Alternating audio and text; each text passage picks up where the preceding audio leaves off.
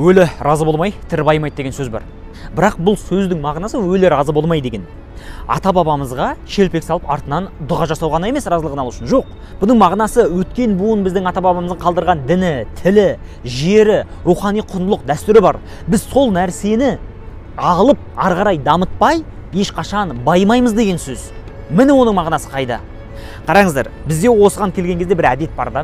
Ой, біздің ата бабамыз шіркін дана болған ғой. Ой, аттан түспеген, күлді нәрсені жырмен күймен жеткізген, дана болған деген нәрсеге ғана сала береміз да. Бірақ өзіміз дым жасамаймыз, ата бабамызбен ғана мақтана береміз. Қайда қазіргі 18 миллион қазақ деген сұрақ туады? Неге кешегі 18 қазақ жиналып жасаған дүниені 18 миллион қазақ бірігіп бүгін жасай алмай жатыр? Сондықтан біз болашағымызды құрағымыз келсе, ата бабамызға ғана қарай бермейік, олар өздерінің алатын сауаптарын алып кетті. Бүгін әрекетті біз жасау керекпіз.